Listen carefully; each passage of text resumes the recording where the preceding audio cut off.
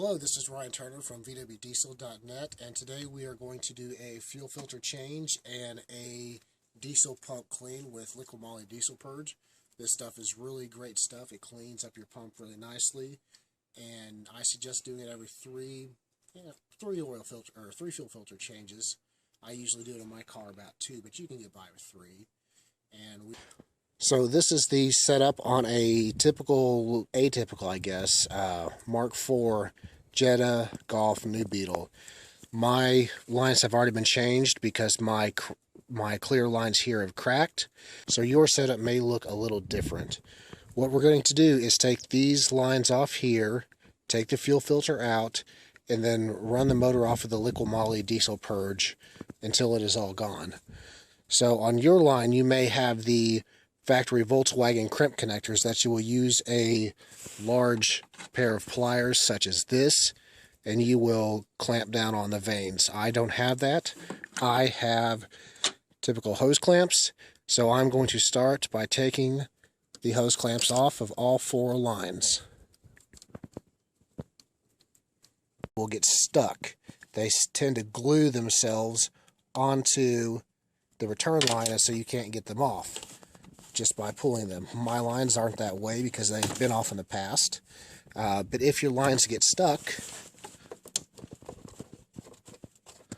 it is nice, and I'll just leave this one on here, it's nice to have a pick, like a hook pick, that you can get underneath here to try to separate the 2 surfaces, or you may even need to take a screwdriver that you can kind of get around this edge if you look right here and kind of wiggle to separate around there so that you can get that line off. Sometimes they are just super glued onto the filter itself. Our fuel filter is a typical Mk4 Moly original fuel filter. It comes with these 2 O-rings in a bag. They go right here. You can see that the colors are the same. Make sure you get them in the same order.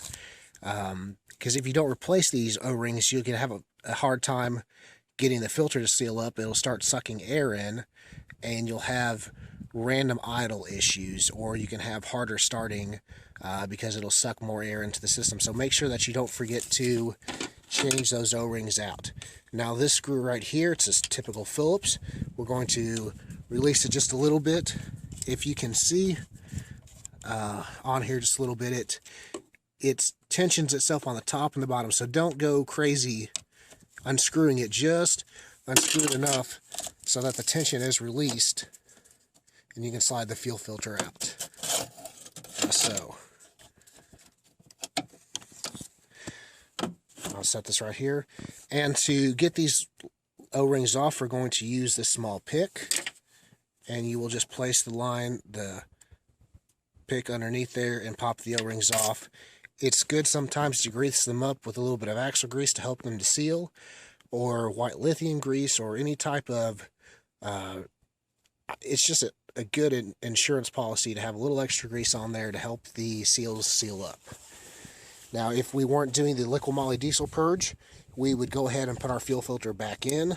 We would fill it up with diesel fuel, and we would be ready to go. But since we're going to do the LiquiMoly Diesel Purge, we are going to take another step. Okay, to do this, we run the motor off of the LiquiMoly Diesel Purge. Now, it used to be a lot harder to find. Our AutoZone in town now carries it, so hopefully you should be able to find it locally. We're going to take the 2 fuel lines that came off of our fuel filter. We're going to clean them, wipe all the dirt and dust off of here because you're not running filtered. And we're going to put them down in the fuel canister. It works best on a Jetta or Golf to set it right here. You want to get the supply line all the way down to the bottom of the can, and the return line can just kind of be stuck in there. If you do not have lines that are long enough, your stock line should work just fine.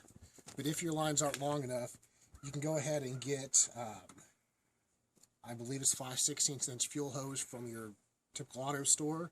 Should run you $1 or $2 a foot. Get 6 foot at most, and you should be able to run it out of the pump just fine. My lines have already been changed, so I don't have to worry about that. And next You can see here the LiquiMoly running out of the can and then back into the can, and it will do this for probably 25-30 minutes. We have now run the LiquiMoly out of the can. It's down to probably about an inch or so in the bottom of the can, but we shut it off so that we wouldn't suck any more air into the lines. If you end up sucking it dry to where you run out of fuel, the pump loses prime, there's a couple things that you can do. If you didn't do it too bad, you can crack the tops of these nuts here and crank on the car till fuel starts spewing out of those. Tighten them back up, and then it should start back up.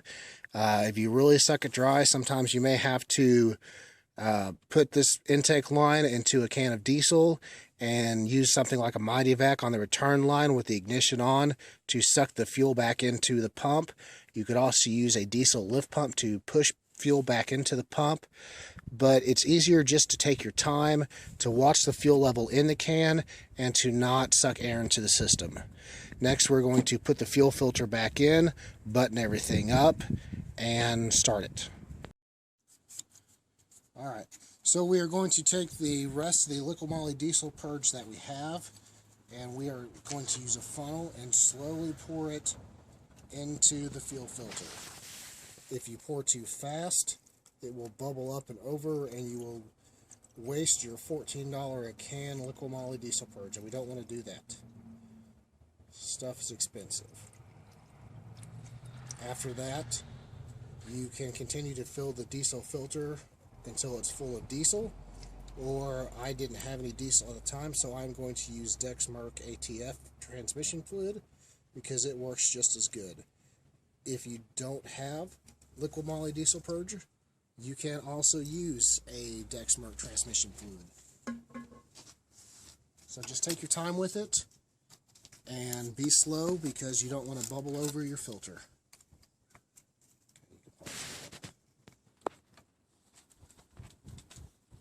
Okay, the fuel filter is now full. We're going to tighten up the clamp, secure it into place. Make sure you leave plenty of space on the top, without so much that it rides up above everything else. Don't clamp it down super tight, just nice and snug. You don't want to crush the filter. We have put our O-rings back on. We've lubed them up. We're going to push down firmly, and then take the little Mickey Mouse clip, slide one end around, and I'll just do it this way. Slide it on just like that. Place our fuel filter lines on. The one coming off of right here, the return line, goes on the far side, and the other side is the supply line, just in case you got them backwards from before. Then we'll tighten up our hose clamps and start the motor back up. Alright, everything's put back together, we're ready to start it.